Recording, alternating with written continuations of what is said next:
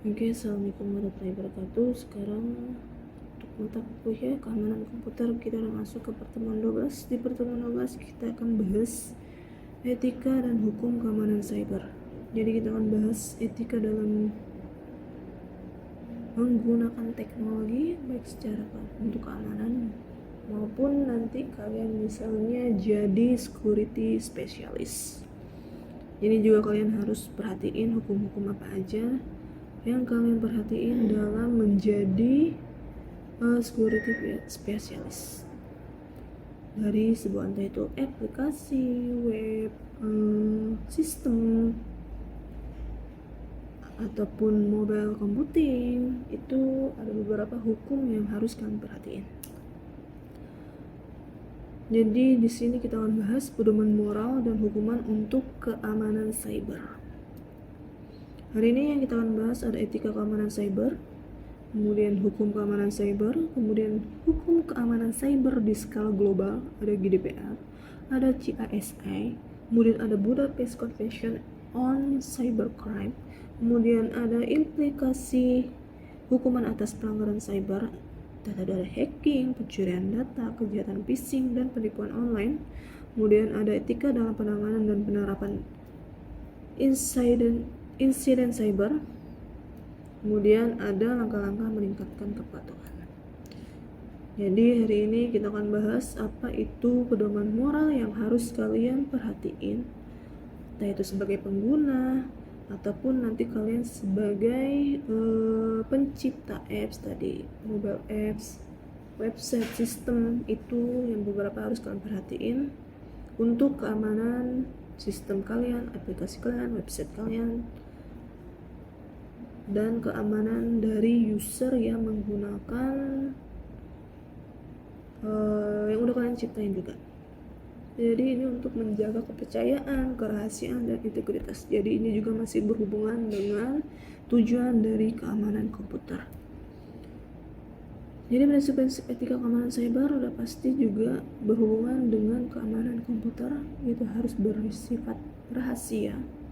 Jadi kalian harus menjaga data dan informasi dari user atau pengguna yang menggunakan sistem atau aplikasi kalian. Integritas, jadi memastikan data tidak diubah atau dimanipulasi tanpa seizin user atau pengguna. Atau bahkan jangan sampai kalian menjual data tersebut. Itu untuk menjaga integritas kalian sebagai profesi tersebut. Kemudian ketersediaan, jadi data dan informasi tetap tersedia walaupun misalnya tiba-tiba sistemnya lagi down, atau jangan tiba-tiba datanya hilang ketika tiba-tiba kalian sistemnya itu dihack. Jadi kalian harus pastiin data dan informasinya itu tetap ada. Apalagi kalau misalnya yang kalian simpan itu sebagai penyimpanan atau cloud computing. Terus tanggung jawab, jangan kalau kejadian ada serangan atau misalnya kehilangan, kalian tidak bertanggung jawab atas kehilangan dari yang udah terjadi walaupun itu bukan kesalahan kalian. Jadi kalau bisa kalian juga bertanggung jawab setiap tindakan yang dilakukan dalam dunia cyber. Ya, termasuk juga kalian mematuhi nanti ada hukum-hukumnya dan kebijakan dalam keamanan komputer. Kemudian beberapa dilema etika dalam keamanan cyber itu ada privacy dan keamanan. Jadi ketika meningkatkan keamanan, terkadang kita juga harus mengorbankan privasi pengguna. Terus ada hak untuk mengakses informasi. Terkadang yang bisa mengakses informasi tersebut kan hanya misalnya admin super aja. Jadi kita misalnya sip tanggung jawab, misalnya kalian nelpon CS, ya CS nggak bisa ngapa-ngapain. Hanya dia bisa bikin laporan, nanti si user admin yang bisa melakukan entah itu tadi kalian lupa PIN dan segala macam itu kan sekarang, tapi si CS sekarang bisa menangani itu. Misalnya kalian lupa PIN, si CS-nya bisa langsung melakukan itu tadi, reset password atau reset PIN. Itu kalau misalnya kejadian di bank. Tapi kalau misalnya sistem, biasanya mereka bikin laporan dulu, minta izin, misalnya kalau dapat izin baru bisa ngubah. Nah, keterbatasan dari si informasi tersebut. Kemudian penggunaan informasi secara etis, jadi menghindari penyalahgunaan data, entah itu kalian jual atau misalnya kalian manipulasi, itu kan juga menyalah aturan dari informasi. Jadi kalian itu tidak masuk ke prinsip dari integritas. Kemudian tanggung jawab pengguna dan penyedia layanan. Jadi pengguna dan perusahaan memiliki kewajiban untuk menjaga keamanan informasi. Entah itu dari usernya dipastiin misalnya passwordnya harus kuat, passwordnya jangan lemah. Terus perusahaan juga bertanggung jawab informasinya atau datanya tuh jangan sampai hilang, atau misalnya dicuri, atau misalnya hilang. Itu kan juga termasuk tanggung jawab dari penyedia layanan. Kemudian hukum keamanan cyber itu serangkaian aturan yang mengatur teknologi informasi dan komunikasi. Jadi ini khusus untuk melindungi dari serangan atau ancaman di dalam teknologi yang semakin maju ini. Jadi kalau misalnya nggak ada hukum, ya mungkin ya orang dengan semena-mena akan melakukan serangan, melakukan ancaman di dunia teknologi yang semakin maju ini. Jadi kita bisa, adanya hukum ini kita bisa mengatur si hacker ini dihukum apa. Misalnya penipuan online gimana caranya misalnya biar bisa ditemukan. Kemudian pencurian identitas ini hukumnya apa, dendanya berapa, itu diatur juga di dalam hukum keamanan cyber. Untuk di Indonesia itu ada Undang-Undang Informasi dan Transaksi Elektronik. Juga sekarang ada yang terbaru juga, itu Undang-Undang Perlindungan Data Pengguna (UPDP). Jadi untuk Undang-Undang ITE ini ada pasal 30-37 itu yang terkait dengan kejahatan akses ilegal, pengubahan data, dan sabotase sistem elektronik. Kemudian ada PP nomor 82 tahun 2012 itu mengatur penyelenggaraan sistem dan transaksi elektronik termasuk keamanan data. Kemudian ada peraturan dari Kominfo. Jadi dia mengatur pelaksanaan Undang-Undang ITE baik yang terkait penyimpanan, perlindungan data, dan keamanan informasi. Untuk secara global itu ada GDPR. Jadi GDPR ini punya Uni Eropa. Ini dipakai di daerah Eropa. Jadi dia yang mengatur perlindungan data pribadi dan privasi untuk individu di Eropa. Kemudian ada di Amerika Serikat itu ada Cyber Security Information Sharing Act atau CASE. Itu dia mengatur pertukaran informasi keamanan cyber antara pemerintah dan entitas sektor swasta. Kemudian ada Budapest Convention on Cybercrime. Ini perjanjian internasional pertama yang mengatasi kejahatan cyber. Jadi itu mencakup hacking, pencurian data, dan aktivitas kriminal lainnya di dunia maya. Jadi di dunia maya ini untuk perjanjian internasional itu diatur di dalam Budapest Convention on Cybercrime. Kemudian implikasi hukum atas pelanggaran cyber itu ada akses ilegal atau hacking. Ini dikenakan hukum pidana. Kalau di Indonesia itu Undang-Undang ITE yang akan mengatur. Kemudian kalau misalnya secara internasional, misalnya dia mencuri data PBB, itu udah urusannya dengan regulasi internasional. Kemudian pencurian data itu dia melanggar privasi dan hak kepemilikan data. Dia biasanya itu entah dijatuhin penjara atau denda, itu diatur di dalam hukum tersebut.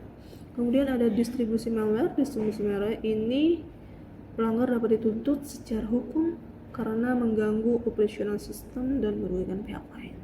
Ya karena dia entah itu mencuri data atau misalnya dia malware-nya ini digunakan untuk membaca m-banking atau misalnya mengambil alih akun sosmed kalian, itu kan juga termasuk merugikan kalian atau pihak lain. Kemudian kejahatan phishing dan penipuan online. Sekarang dengan adanya AI pun sekarang ada yang menyamar sebagai orang lain untuk menipu lain. Ada fake video call yang fake.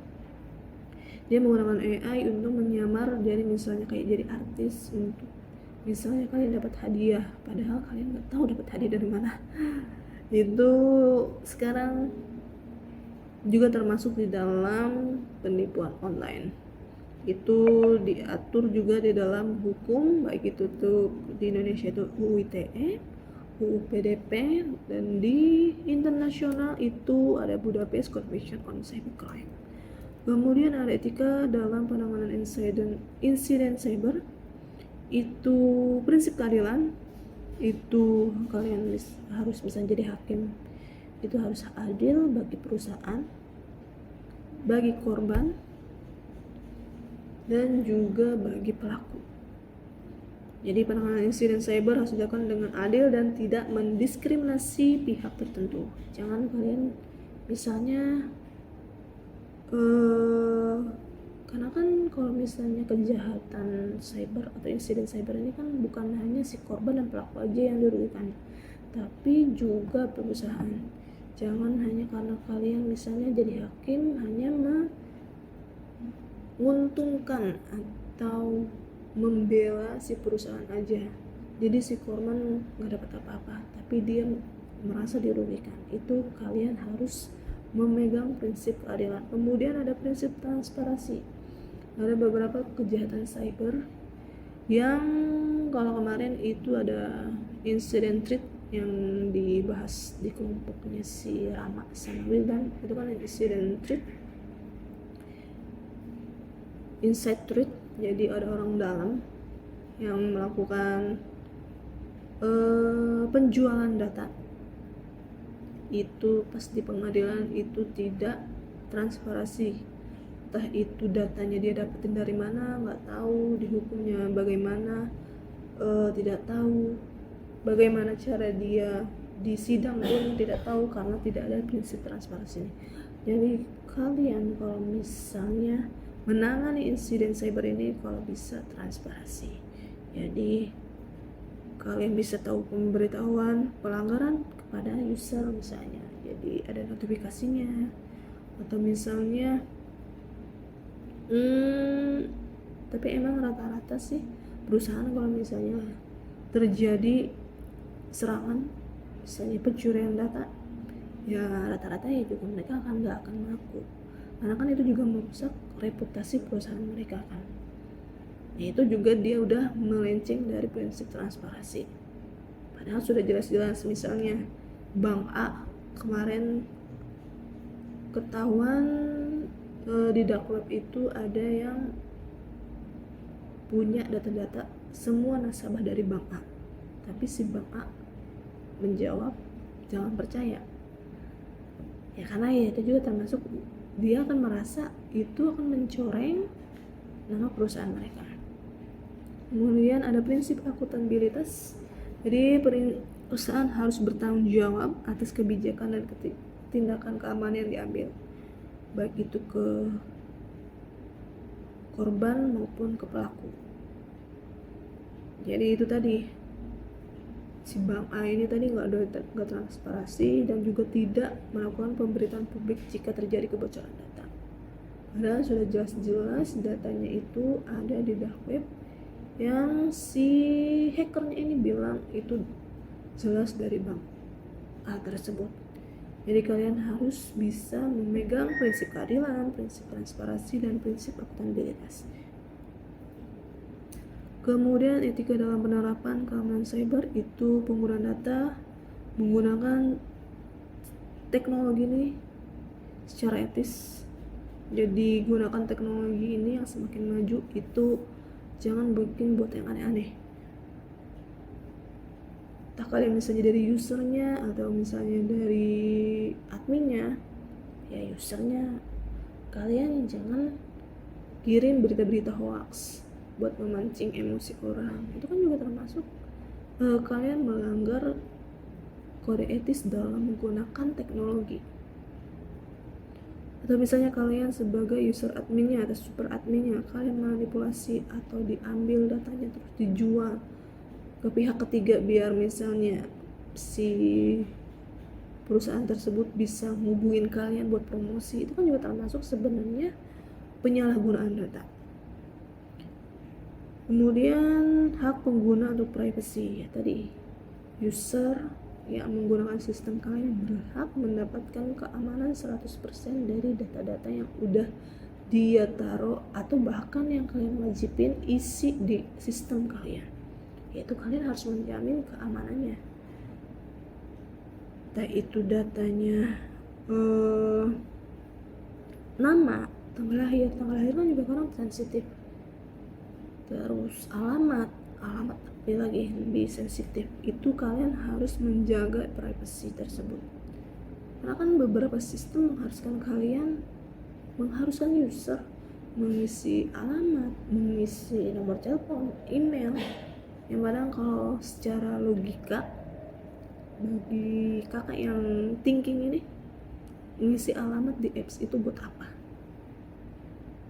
Padahal sistem itu tuh nggak ada kegunaannya untuk kayak ngirim barang, ngirim dokumen, ngirim paket, nggak ada. Jadi kadang kakak mikir itu untuk apa alamat itu. Jadi kalau bisa kalian pun kalau emang mau bijak, kalian ngisi alamatnya ya udah alamatnya jangan ngasal, tapi ngisi aja ya udah, misalnya tinggal di Tangerang ya udah Tangerang Indonesia, asli Bandung Indonesia, udah gitu aja. Mungkin ya mereka hanya ingin tahu kalian tinggal di mana aja, udah, bukan alamat detailnya. Jadi kalian juga sebagai user, kalian juga harus bijak dan pintar untuk tidak terlalu mendetail mengisi form privacy data kalian di sistem-sistem teknologi, kecuali yang mungkin aplikasinya ya emang mengharuskan, kayak aplikasi misalnya bank kan mereka mungkin ngirimin dokumentasi. Apalagi kalau misalnya kalian pakai kartu kredit atau kalian punya pinjamannya mereka, ya pasti butuh alamat kalian buat melakukan penagihan. Ya apalagi kalian nunggak ya jangan pula kalau kalian pakai fasilitas bank, jangan disepelein atau kalian menganggap ya udah gue dapat pinjaman tapi gue nggak mau bayar. Ya itu juga kalian dari usernya juga tidak menjadi user yang memiliki kode etik, dan sebagai nasabah pun juga kalian tidak mempunyai integritas. Kalian bikin perjanjian akan bayar, tapi secara berlangsungnya hari waktu kalian tidak membayar, itu kan juga kalian tidak mempunyai integritas sebagai seorang nasabah, sebagai manusia lah. Kalian juga tidak mempunyai kejujuran berarti.